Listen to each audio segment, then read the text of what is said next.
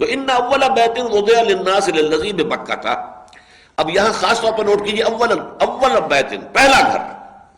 اس سے ثابت ہوتا ہے، میں آج نوٹ کر کے لایا ہوں جو مراحل ہیں اس گھر کے، تاریخ کے جو مرحلے ہیں اور اس کے جو ادوار ہیں. تعمیر اول اس گھر کی حضرت آدم علیہ السلام نے کی. ظاہر بات ہے کیسے ممکن ہے، وہ اللہ کے نبی تھے، اور اللہ کا نبی ہو اور اپنے اللہ کی بندگی اور عبادت کے لیے وہ کوئی گھر نہ بنائے، کوئی جگہ نہ بنائے، کوئی معین نہ کرے.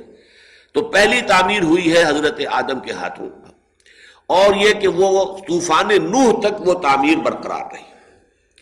طوفان نوح کے وقت جو ہے وہ مسمار ہو گیا، بہہ گیا، سارا جو بھی اس کا اوپر کا میٹیریل ہے وہ بہہ گیا. صرف یہ کہ وہ جو بنیادیں زمین کے اندر تھی، زیر زمین، وہ باقی رہ گئی. ظاہر بات ہے سیلاب میں وہ تو نہیں ختم ہوتی، اوپر کی عمارت جو تعمیر تھی وہ ساری بہہ گئی. تو پھر تعمیر ثانی جو کی ہے وہ ان بنیادوں پر حضرت ابراہیم اور اسماعیل نے دوبارہ اٹھایا ہے. چنانچہ بہت معنی خیز ہے جو ہم سورہ بقرہ میں پڑھ چکے ہیں الفاظ، کہ جب وہ اذ یرفع ابراہیم القواعد من البیت و اسماعیل، جبکہ ابراہیم اور اسماعیل ہمارے گھر کی بنیادوں کو اٹھا رہے تھے. قواعد من البیت، قواعد تو موجود تھے لیکن اس کے اندر اب تعمیر اوپر کر رہے تھے، تو گویا کہ قواعد جو ہے اس کی جو فاؤنڈیشنز ہیں وہ پہلے سے موجود تھی. یہی سورہ حج میں آیا، اذ بوأنا لابراہیم مکان البیت، جبکہ ہم نے معین کر دیا، ابراہیم کو بتا دیا کہ یہ ہے وہ جگہ، دیکھو یہاں پر وہ بنیادیں موجود ہیں، اس کے اوپر ہمارے گھر کی تعمیر کرو. تو یہ یعنی یوں سمجھیے کہ معمار ثانی جو ہے کعبے کے وہ حضرت ابراہیم علیہ الصلوۃ والسلام. اس کے بعد پھر یہ درمیان میں کسی اور حادثے سے یہ گھر مسمار ہو گیا، تو پھر قبیلہ جرہم جو آ کر آباد ہوا ہے وہاں حضرت اسماعیل ہی کے زمانے سے، پھر انہوں نے اس کی تعمیر کی اثر نو. پھر اس کے بعد یہ کہ حضور صلی اللہ علیہ وسلم کا جب بالکل ابتدائی دور ہے زندگی کا، اوائل عمر میں، یہ پھر گر گیا تھا. تو اس زمانے میں قریش نے پھر اس کی تعمیر کی ہے، لیکن یہ کہ ان کے پاس سامان تعمیر قدر کم تھا، تو انہوں نے ایک حصہ باہر چھوڑ دیا. چھت پوری کی پوری کو چھت ڈالنے کے لیے سامان نہیں تھا، تو حتیم کا حصہ باہر رہ گیا.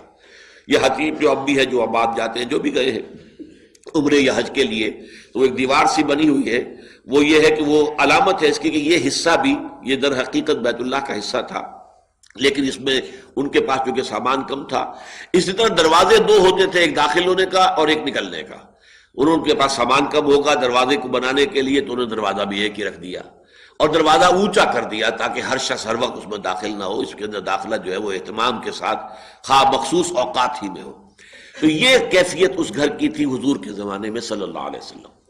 جب حضور نے مکہ فتح کر لیا تو حضرت عائشہ رضی اللہ تعالی عنہا سے یہ روایت موجود ہے کہ حضور نے فرمایا کہ میرا جی چاہتا ہے کہ میں اس کعبے کو گرا کر اور میں اثر نو اس کی پوری جو بنیاد ہے اس کے اوپر اس کی تعمیر کر دوں، لیکن مجھے اندیشہ ہے ابھی تیری قوم کہا، یعنی قریش، حضرت، حالانکہ وہ حضور کی بھی قوم تھی، حضرت عائشہ کی بھی قوم تھی، لیکن یہ جو آپس میں ایک محبت بھرا انداز ہے کہ شوہر بیوی سے کہ تیری قوم، کہ تیری قوم کا مجھے اندیشہ ہے کہ وہ ابھی ایمان لائی ہے، نو مسلم ہیں، ابھی وہ لوگ فتح مکہ کے بعد ایمان لائے تھے، تو کہیں ان کی کوئی یعنی ان کے اندر اس کی وجہ سے کوئی ایسی کیفیت پیدا نہ ہو جائے کہ وہ الجھ پڑیں اور وہ خام خواہ جو ہے مشتعل ہو جائیں کہ انہوں نے یہ کعبے کو گرانے کا مسئلہ کر دیا ہے. اس لیے کہ کعبے کو گرانا، تعمیر تو اثر نو ہوگی، تو گفت رومی ہر بنائے کونا کعباداں کنند، تو نہ دانی اولاں تعمیر را ویراں کنند.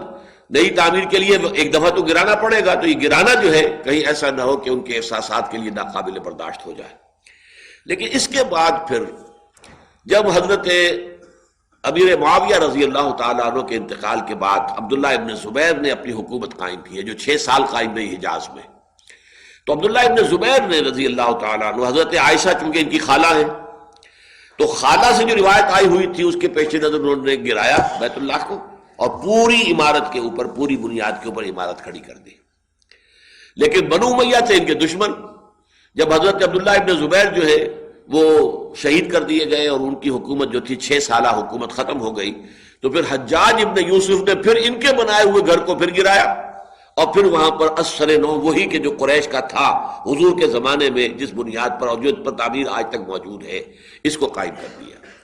اس کے بعد جو ہے بعض لوگوں نے چاہا کہ پھر اس کو گرا کر پھر مکمل اپنی اصل بنیاد پر تعمیر کرے.